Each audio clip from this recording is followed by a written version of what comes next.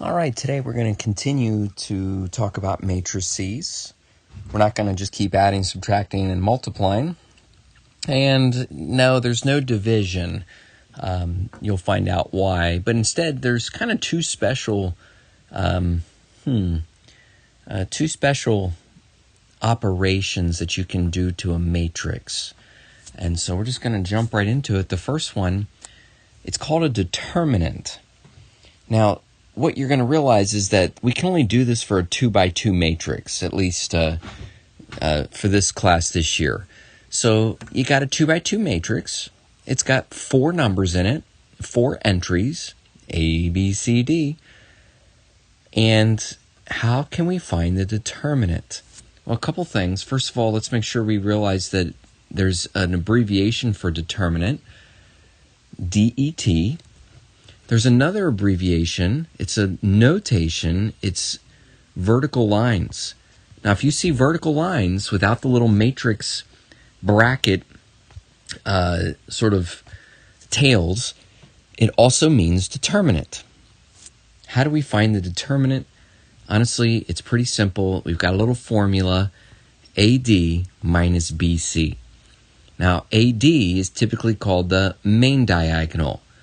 BC is called the secondary diagonal. And you simply take the two diagonals and you subtract them.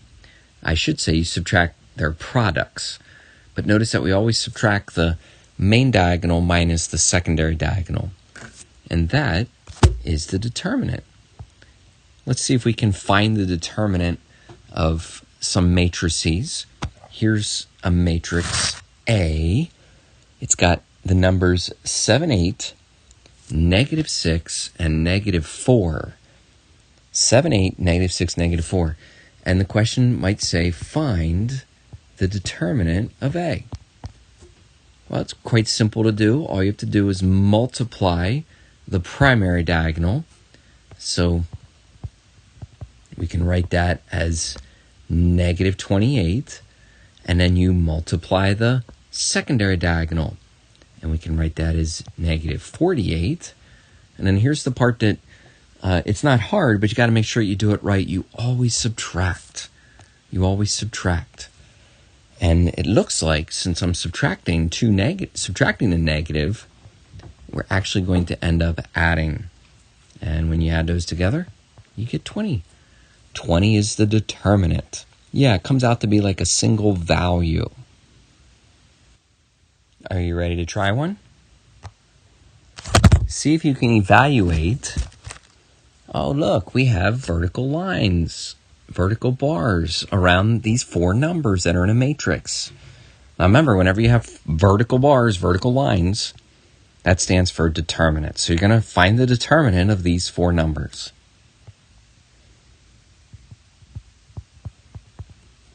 Are you multiplying the main diagonal?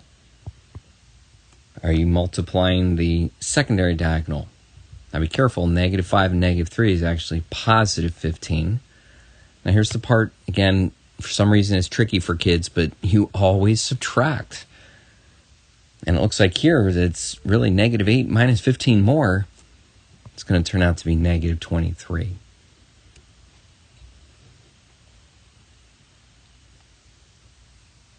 All right. I think I have kind of a little thinker question here. Find x if, now remember, vertical bars, that means if the determinant of 8x, -1, 4, equals 34. Find x. Now, some of you might feel like you could just kind of do something in your head, but I want to make sure you realize that you can actually turn this into an equation.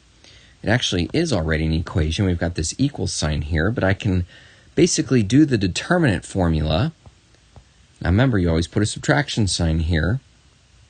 And when I'm doing this determinant formula, I can say that it has to equal 34, because I already know that that's the value. So now we're going to go on our way for solving for x, do a little bit of plus plus, subtract 32, and yes, certainly x equals 2. So we can throw a little bit of algebra into this determinant formula.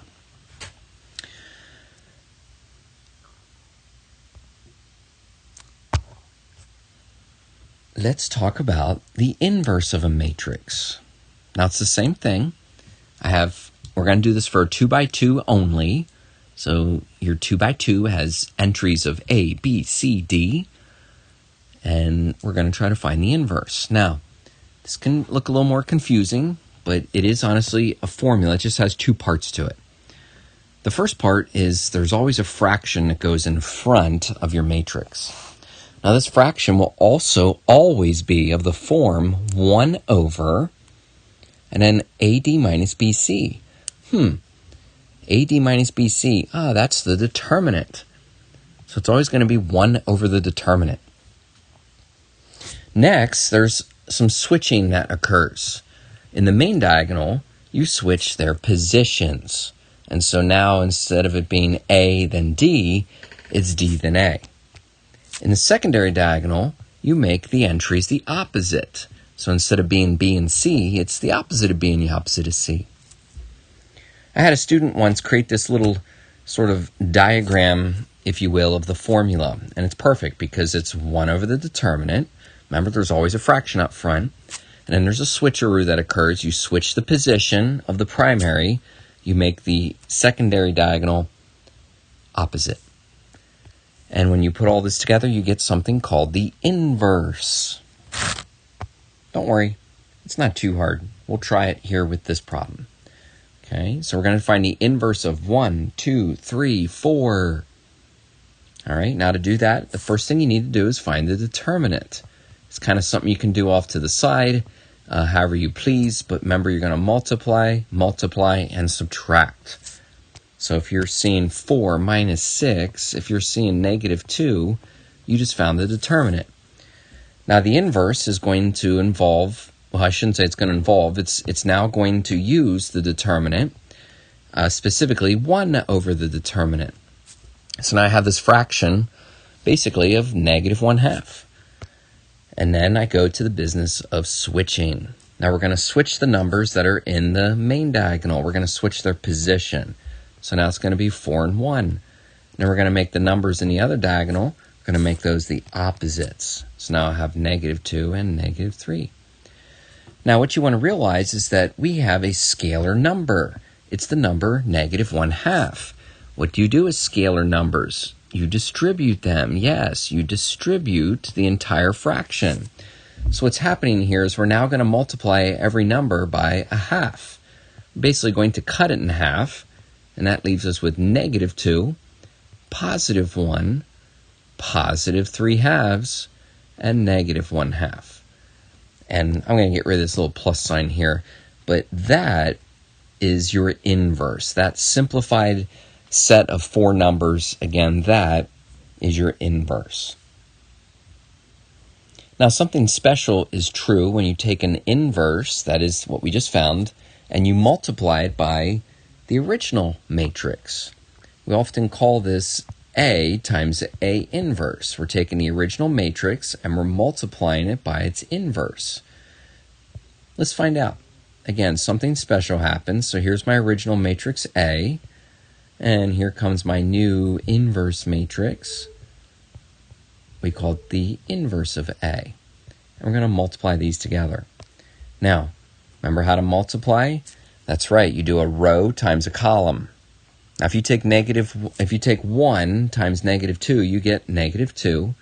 And if you take 2 times 3/2, you get 3. Now remember, when you're multiplying, you always add those individual values. And so my first number is going to be 1. Next, well, continuing, you multiply. 1 times 1 is 1. 2 times negative 1/2 is negative 1. Add them up. You get 0. You want to see if you can multiply some of these? You should be getting negative 6 and 6. Negative 6 and 6, add them up. And lastly, you're going to take 3 and 4 times 1 and negative 1/2. You should be getting 3 and negative 2. You get 1. Now, this colorful matrix that I got here, that has ones and zeros in it, this is known as the identity matrix. It's the identity matrix because its main diagonal has all ones and every other entry is a zero. Identity matrix. That's actually worth noting that is something that's special. So whenever you multiply two matrices together that are inverses, you always will get the identity. It's actually a little bit of a check. What's the identity? Well, it's a matrix where all the numbers in the main diagonal are ones. Every other number is a zero. Now, it can happen for larger matrices. Anytime you multiply a matrix times its inverse. Yeah, here. You want to try one? Here's the matrix A. It has 1, 3, 2, 5. And we're going to try to find its inverse. Okay, now remember, to find the inverse, you have to get that determinant first. Are you trying this on your own? You shouldn't just be waiting for me. Determinant. Okay, that's this thing where you take the diagonals and you multiply them. But remember, you subtract. I told you, for some reason, kids have trouble with that. You just subtract, you get -1. Now listen, I'm going to put that down here. The formula for the inverse is always 1 over the determinant. So it's always 1 over. Now I got a determinant of -1. Looks like I'm staring smack dab at 1 over -1, which is actually just -1. But we'll simplify it later. Now what? A little switcheroo, right? Switcheroo. Switch the numbers in the main diagonal. Switch their position. What do you do with the other numbers in that secondary diagonal? You make them the opposite. Now, what's really happening here is I have a -1 in front of these, we'll say, 4 new numbers. You got to take that -1 and you got to distribute it. You got to multiply it. Yep, every entry in this matrix is going to now become its opposite. Now we actually have a -5. Let's write that a little bit better. Now we have a -5. Back to +3. Back to +2. Now you have a -1. Okay, this is your inverse. All right, not so bad. It doesn't have any fractions in it. What can we do? We can verify it. We can sort of check it. We can see what happens when you take matrix A. Remember what matrix A was? It had a 1, a 3, a 2, and a 5, just those original 4 numbers. Inverse matrix, here it comes. It's the one that we found. You're supposed to multiply. What do you see? Do you see -5 and 6? Now remember, you add those together. Next, do you see 3 and -3? Add them up. This is looking good. This is what's supposed to happen. What do you see? -10 and 10. Add them up. And the last one, 6 and -5. Bingo. Identity matrix. Okay, this is like a little check. It means that our inverse is correct. Now, let's end with a little thinker here. Don't worry, just because it's a thinker doesn't mean it's harder. We're just trying to find the inverse here, right? Try to find the inverse. What you doing first? Are you finding the determinant? It's just kind of like something you're going to need to find, so you might as well find it now. Multiply, subtract. That's how you do a determinant. You multiply the diagonals and you subtract. Okay. Determinant is equal to 0. Now what do I do with that determinant? That's right, you always put it into this fraction, 1 over 0. Wait, what's that? You can't divide by 0? You can't divide by 0? Well, it doesn't even matter what the rest of this rule is going to be, Because if you can't divide by 0, if you can't get this number out front, then you're not going to have an inverse. You're not going to have a matrix. So the inverse is undefined because, again, my determinant came out to be 0. And so 1 over 0 is not defined. So, of course, the whole answer is undefined. We actually have something we can add to our little inverse facts. Did you see this space that was kind of scribbled out here? Let's see what it says. If the determinant is equal to 0, like we just had, then the inverse does not exist. That's a little fun fact and something to keep handy when you're doing inverse problems. So, as a review, we have the determinant of a matrix. The determinant is just a number.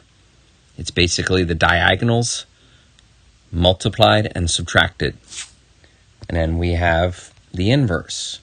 The inverse is always 1 over AD minus BC. And then we do some switching of the numbers, positions, and opposites. And we can kind of write that with a little formula. We can write that as 1 over the determinant. We can draw some arrows. And remember, you have to put this all together. For some reason, the part that kids don't get is that this fraction has to be multiplied into your final answer to get your final simplified inverse. You know, at times it is homework time. You got some homework problems to practice. Use the PDF that's on the calendar, and we'll see you next time.